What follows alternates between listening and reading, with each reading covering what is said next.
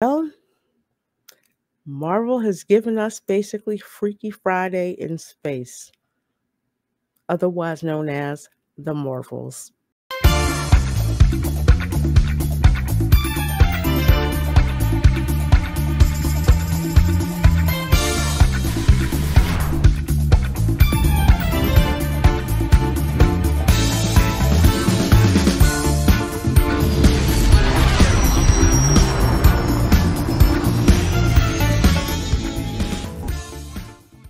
Hello, hello. This is Reina Creole, bringing you that spice to sci-fi and pop culture analysis. And in this video, y'all, I just got done watching the Marvels movie, and I'm gonna try to keep this short because, frankly, this movie is not worth me spending a whole lot of time reviewing. So before I get into it, please do your girl a favor. Please do hit that subscribe button. And once you do, make sure you hit that notification bell so you can be notified when your girl has hot, fresh content for you to enjoy. So with that said, let's get into this nonsense. All right, so the basic premise of this film is the Marvels, Captain Marvel, Monica Rambeau, which does not have a Marvel's name, and Ms. Marvel. Apparently, they're able to switch powers in like some kind of Freaky Friday scenario, all traced back to the fact that some pissed off Kree got a hold of some jewelry, but she only got one of the power bracelets. Ms. Marvel has the other one, so you can see where this is going. The villain, Darvin, cannot be allowed to get her hands on both of the bracelets, because guess what? All hell is going to break loose. So with that being the main plot, and yes, folks, that pretty much is the plot, we've got an interstellar pajama party, vent session, reconciliation session, group hug session going on between Captain Marvel, Monica Rambeau, and Ms. Marvel. That, and just like in Captain Marvel, the cat is the best thing about this movie. The Flurkin, yes, because that cat looks so cool flying shotgun on Captain Marvel's shoulder. And as usual, steals the darn movie. So let's talk about what I did not like about this movie. And I have several things that I did not care for when it came to this movie. One, the fact that you need to watch WandaVision, you need to watch Ms. Marvel, and you need to watch Secret Invasion.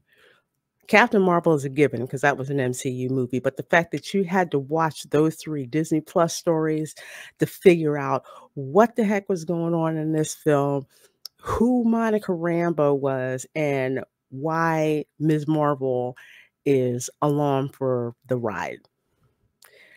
That shouldn't even enter into the equation, but it does. And they just barely do a halfway decent job of catching you up if you haven't seen the shows. Not a very good job. You're still like, I don't know who these people are.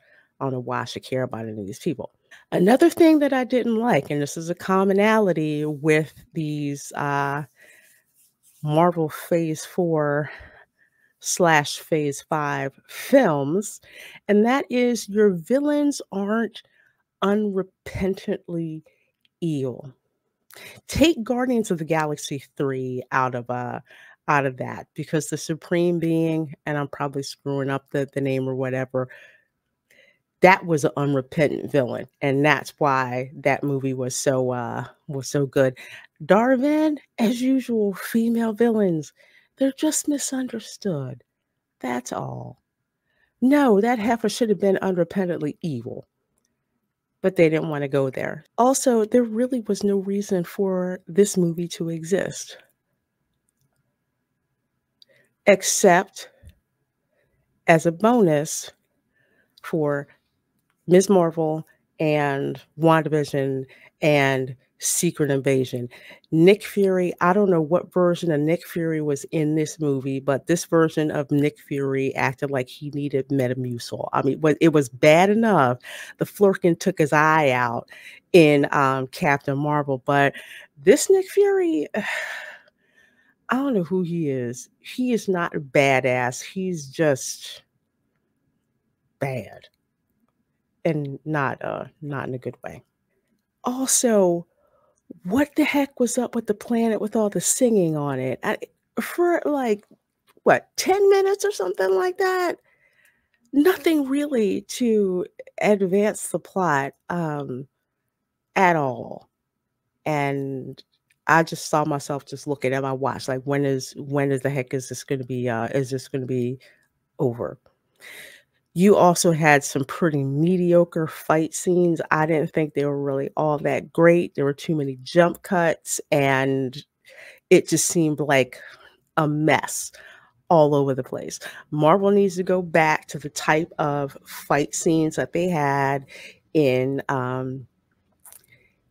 Infinity War and the gold standard Captain America and the Winter Soldier. Those fight scenes, even the fight scenes in the Guardians of the Galaxy, the third movie, that was badass too. This one, no, they were not on their A game. And in order to have a really good action movie, regardless if the leads are male or female, your action scenes need to be on point, and they were not on point in this movie. They were on point in Black Widow, though. All right, so let's talk about the little that I did like in this film. Again, I like the cat. I like the Flurkin. Just funny. You like cats. Even if you don't like cats, you're just going to laugh at it. And like I said, it's cool seeing the cat flying shotgun on Ms. Marvel's shoulder. Now, while I love the cat, I love the Flurkin, they really overused it this time. I'm not going to spoil it, this part, but they did. Either way, I'm a cat person. I like the Flurkin. I thought it was funny. The second thing that I liked, and this is actually what made me give this movie a slightly higher rating than I would have, is while the Ms. Marvel show was not for me, mostly because it seemed to be geared towards preteen girls, like the throwback to the Disney, what's it, like the Disney Channel shows. I wasn't the target audience for that.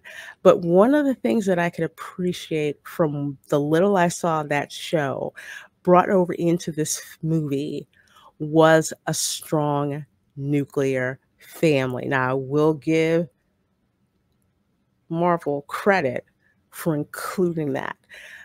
Her mother, her father, her brother, how her mother was worried about her, about Kamala Khan, her daughter, worried that Carol was going to take her away, not bring her back in one piece.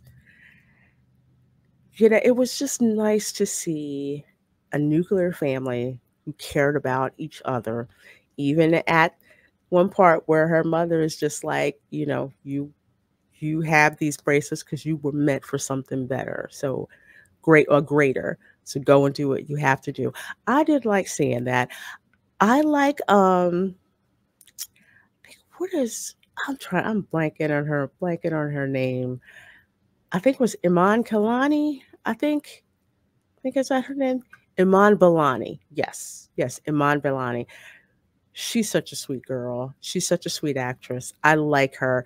Granted, the Captain Marvel fangirl thing was really over the top. I mean, bordering on, you know, Tom Holland's Spider-Man, like Mr. Stark, Mr. Stark, Mr. Stark. it got to be too much. Understandable because she's a teenager, but still, it was just like, okay, just no, you need to get rid of this that's going on. Regardless, I like that, which is why I rated this movie a bit higher than I would have just for that nuclear family portrayal. Oh, one more big thing that I forgot about that I did not like in this film, and I can't believe that I missed this when the final trailer came out. I wasn't interested in seeing a final trailer, but the scene where Monica Rambeau has to catch um, Kamala Khan, and she's telling Fury, "I can't fly, I can't fly," and he basically tells her, rather than me saying it, watch this clip. Monica, you gotta fly. No. Black girl magic. Yeah. What was that about? And did you even really need to go there with the black girl magic thing? I mean, it's cringy as hell. Although I did see some white people next to me in the theater, the other two people in the theater, like kind of laughing at it. I'm looking like, get the frick out of here. If Disney hasn't been so heavy-handed with this false diversity in name only, I probably wouldn't have thought a word about it. If this was 10 years ago, I probably wouldn't have thought a word about it. But now it's just like, that wasn't even freaking necessary at all. Though I'm not going to lie, it would have been pretty funny if Nick Fury had told Captain Marvel to use that white girl magic. Not going to lie. Okay. All right, so let's get down to brass tacks here. Should you see this movie? Well, that's up to you. What I will tell you is that I do not feel that this movie is worth your time in the theater to see it. This is a movie that I have no intention of ever seeing again. It's not all that interesting to me. And the quality of the film we're talking Disney Plus quality. It is not theatrical quality whatsoever. So once again, Marvel has come out with a theatrical release of a movie that is not theatrical quality of a film. And I don't know why I know why they keep doing this, but it's not worth it. The only thing that is worth it in this movie to see, and I'm going to do spoilers in 3, 2, 1. Okay. So in the end of the movie, Monica Rambeau, of course, gets sealed up in an alternate universe because she has to heal the rift in space and time that, Darwin blasted a hole through or whatever. So midway through the end credits, you see Monica Rambeau wake up and she thinks she sees her mother, and played by Lashana Lynch, actually. So anyway, she thinks it's her mother. It turns out, no, it's not really her mother. And the doctor in the room is Beast. Beast played by Kelsey Grammer, and the CGI is really overdone. Good to see Kelsey Grammer, but it was just not looking good. Not looking good. And it's not really Monica Rambeau's mother. It's actually a character called Binary, which I've never heard of before. My Marvel lore isn't all that complete, but that aside, it's obvious that they are in the X-Men compound. So something tells me that this is going to set up yet again for a Secret War movie. It was good seeing that X, hearing Professor X mentioned, because we did get to see him in the Multiverse of Madness, the Patrick Stewart version of Professor X. Thank you very much. There is no other one. That's the only reason to see this movie. And frankly, you can go on social media and find out about that end credit scene. And maybe it's just me, but I felt that scene was shot better than anything in the Marvels. It seems like for this film, there really was not enough to make a whole film. And it's obvious that they're setting this film up to follow Monica Rambeau, which I have no problem with, but there was not enough to make a movie. And it was very obvious when you see how disjointed everything is. It was just a comedy of errors, and I'm just really tired of the MCU just basically being a comedy of errors. So, my review, 5 out of 10. Would have given it 4, but I'm putting an extra point on there for Iman Vellani and having Ms. Marvel's family in there as well. Tiana Paris, I love her to death. Her acting is great. She needs some better material, and Marvel needs to provide her with some better material. All right, so that's going to wrap it up for this review of the Marvels. Let me know in the comments what you thought about the film if you saw it. Do you think it was worth your money? Do you think that you would rather go get a root canal than see this film? Or are you going to wait until it comes out on Disney Plus, which I highly suggest that you do? Let me know in the comments. If you got some value out of it, please do hit that thumbs up button. And don't forget to subscribe and also hit that notification bell. So until next time, I'll see you.